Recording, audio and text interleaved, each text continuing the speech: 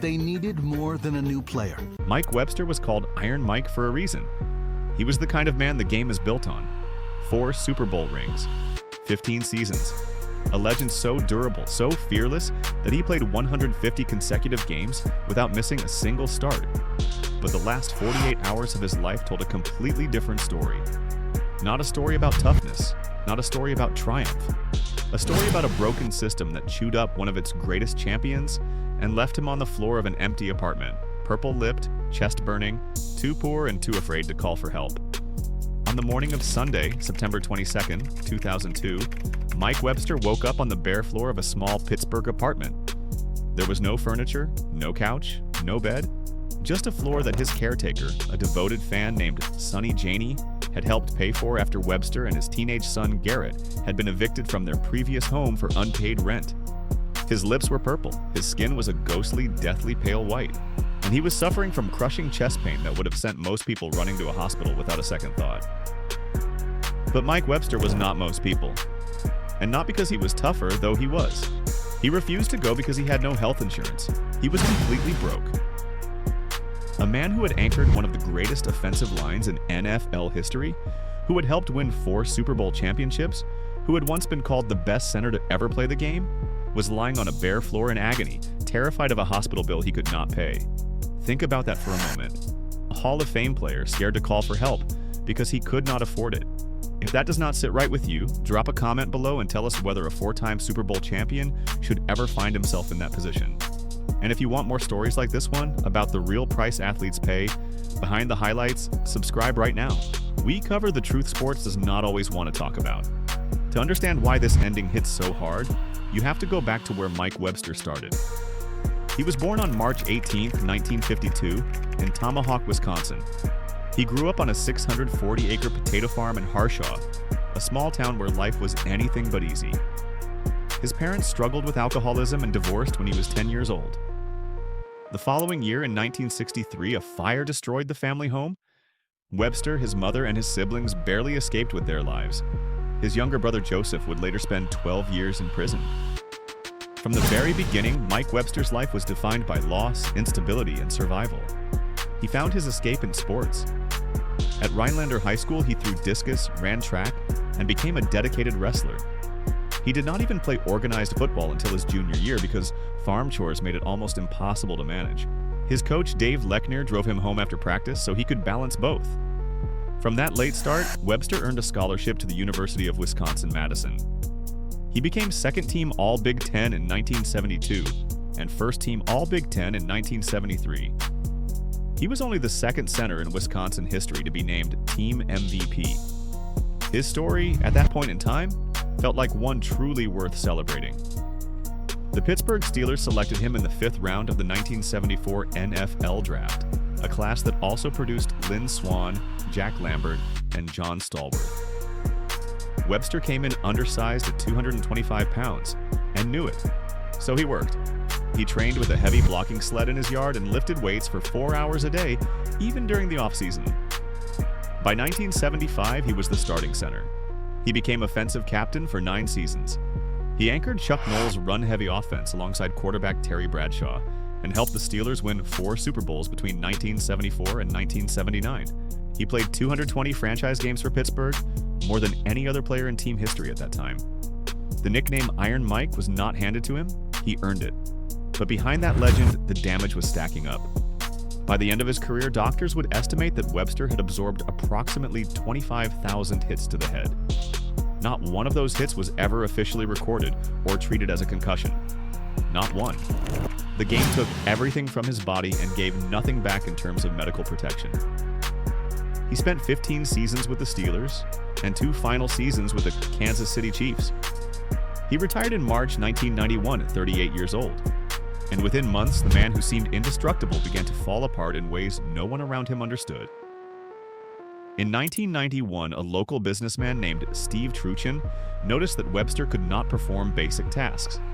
His hands were knotted into a permanent curl. He struggled to form words. He could not function in business or sales. Within a year and a half of moving to Lodi, Wisconsin, he stopped filing taxes and paying bills. His property was foreclosed. Bad business deals wiped out his savings. including college funds he had set aside for his children. By the mid-1990s, he had severe amnesia, dementia, depression, and constant bone and muscle pain. He could not sleep. His mood shifted without warning. The insomnia became so unbearable that Webster began using a high-voltage taser to knock himself unconscious.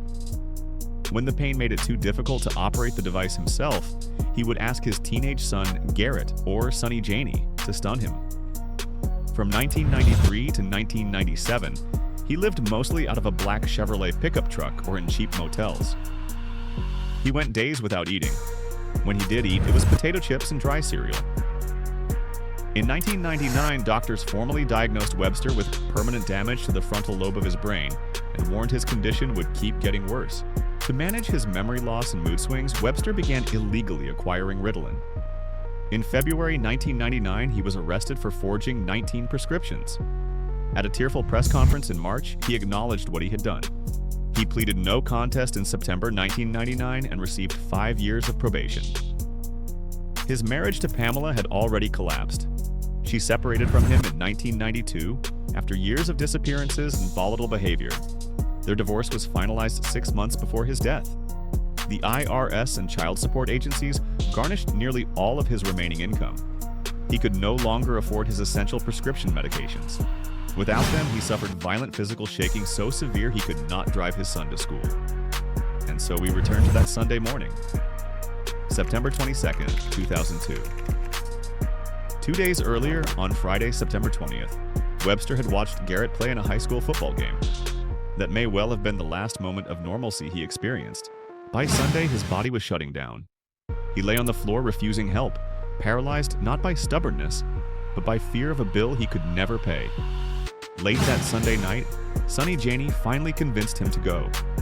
Janey drove him to the emergency room himself. Webster was admitted to Sewickley Valley Hospital and transferred to Allegheny General Hospital in Pittsburgh. Doctors found that he had suffered a massive heart attack. More than half of his heart muscle was already dead. Emergency cardiac surgery was performed. It was not enough. Webster slipped into a coma and never woke up. On the morning of Tuesday, September 24th, 2002, Mike Webster died in the coronary care unit at the age of 50. 4 days later, Dr. Bennett Omalu performed the autopsy. Omalu did not know football and had never heard of Mike Webster. When he opened the skull, he expected to find a brain ravaged by visible damage. Instead, it looked completely normal to the naked eye. Omalu could not accept that a man with such severe dementia could have a normal-looking brain. So he preserved it, paid for the microscopic slides himself, took them home to Churchill, and spent months studying them late at night. What he found changed everything. Under magnification, Webster's brain was packed with abnormal tau protein tangles, dense clumps that had wrapped around and killed healthy neurons, especially in the frontal lobe. The pattern was different from Alzheimer's disease. It was something new. Omalu named it chronic traumatic encephalopathy, or CTE. He published his findings in the journal Neurosurgery. The NFL's Brain Injury Committee responded by attacking the research and demanding a full retraction. At the same time, Webster's estate fought a legal battle over disability benefits. The NFL Retirement Board had awarded him benefits, but only traced his disability back to 1996. His attorneys argued it began at retirement in March 1991. In December 2006, the United States Court of Appeals for the Fourth Circuit ruled the board had abused its discretion by ignoring overwhelming medical evidence that Webster had been totally and permanently disabled since 1991. That ruling became a turning point in the concussion crisis. It placed on the record that the NFL's own retirement board had essentially acknowledged that football causes permanent, disabling brain damage. Mike Webster never lived to see it. He died broke, in pain, at 50 years old. But his brain, the one the league tried to dismiss, became the document that proved what the game had done to him. If you believe football owes its players more than this, subscribe and leave a comment below. His story is not just history. It is a warning the game is still working hard to forget.